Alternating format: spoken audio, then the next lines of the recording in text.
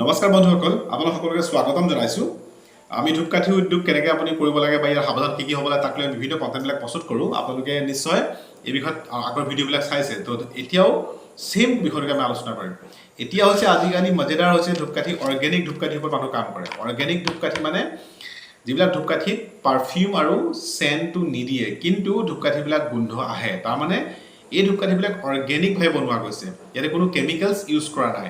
সাধাৰণতে এই ধৰণৰ যিবিলাক পাৰফিউম থাকে, এই পাৰফিউমবিলাক আচলতে আপুনি ক'ব পাৰে যে এই পাৰফিউমবিলাকত কেমিকেলছ থাকে, আৰু যিটো অইল থাকে, অইলটো কেমিকেলছ হয়, কিন্তু এইবিলাক ধূপকাঠিত কোনো কেমিকেলছ নাথাকে। এইখিনি হৈছে ধূনা আগৰবাতি। ধূনা আগৰবাতিত কোনো কেমিকেলছ নাথাকে। আপুনি ধূনা আগৰবাতি লৈ ঘৰতে বিজনেছ কৰিব পাৰে। ইয়াৰ কাৰণে অইল আৰু চেণ্টৰ একেবাৰে দৰকাৰ নাথাকে। ধূনা আগৰবাতিবিলাকৰ যিহেতু এইটো স্বাস্থ্যৰ কোনো হানি নকৰে, ব্লেক ষ্টিকবিলাক যিবিলাক চেণ্ট আৰু পাৰফিউম দিয়া থাকে এইবিলাক হানিও কৰে। তো সেইবিলাক ধূপকাঠি আৰু এইবিলাক ধূপকাঠিৰ মাজত বহুত পাৰ্থক্য আছে। এইবিলাক ধূপকাঠি স্বাস্থ্যৰ কাৰণেও ভাল, আৰু লগতে এইটো ধূপকাঠি অৰ্গেনিক হয়, আৰু মানুহবিলাকে ইয়াৰ কোৱালিটিও ভাল পাব। তো এইটো হৈছে ধূনা আগৰবাতি। কিন্তু আপুনি সেনেকৈ মানে এনেকৈও বনাব পাৰে। আপুনি এইটো ষ্টিকতো এনেকৈও বনাব পাৰে। এইটো আজিকালি চলে, এইটো বেম্বলেছ হয়, বাঁহ নাথাকে ইয়াতে, আৰু এইটোৰ কাৰণে এটা ষ্টেণ্ড থাকে, আৰু কণ্টেইনাৰটো আপুনি মাৰ্কেটত পাই যাব। এনেকৈ কণ্টেইনাৰলৈ ষ্টিকাৰ লগাই দিলে আপোনাৰ ধূপবাতি বনি যায়। তো আপুনি এইটো কৰিব পাৰে। আৰু যদিহে আপুনি কেমিকেলছ থকা মানে ব্লেক ষ্টিকবিলাক কাম কৰি আছে, পাৰফিউম দি আছে, তো আপুনি চাব যে ধূপকাঠিবিলাকৰ যিটো পাৰফিউম হয়, এইটো যাতে কোৱালিটি ভাল পাৰফিউম কোৱালিটি আপুনি যাতে দিয়ে। মানে পাৰফিউমটো ভাল পাৰফিউম দিব লাগে, যাতে আপোনাৰ প্ৰডাক্টটোত ভাল মেনুফেকচাৰিং হৈ যায়। সেইকাৰণে পাৰফিউমৰ ক্ষেত্ৰতে হওক বা অইল হওক বা যিবিলাক পেকেজিং কোৱালিটি চব ভাল হ'ব লগা হয় নৰ্মেলি যি আপুনি পাৰফিউম ইউজ কৰে। কিন্তু এনেকুৱা আগৰবাতিবিলাকত ইমান পাৰফিউম বা এটা পাৰফিউমৰ কথাই নাথাকে।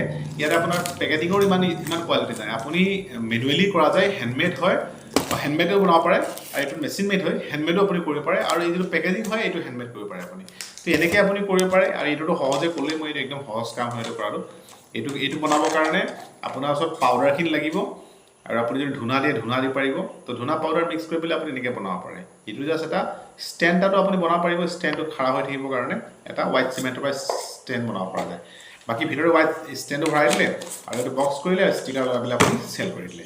তো এইটো হৈছে মানে এটা আজিকালি বহুতে এনেকুৱা ইউজ কৰে, আৰু অৰ্গেনিক, আৰু এইটো হেল্থৰ কাৰণেও ভাল।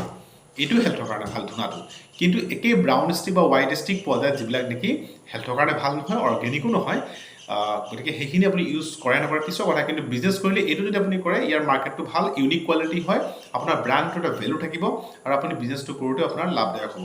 গতিকে যদি ভাবে ধূনা আগৰবাতি কাম কৰোঁ, তো ধূনা আগৰবাতি আপুনি কৰিব পাৰে। ধূনা আগৰবাতি যথেষ্ট লাভদায়ক হয়, আৰু এইটো আপোনাৰ কাৰণেও স্বাস্থ্যৰ কাৰণেও বেনিফিটেড হয়।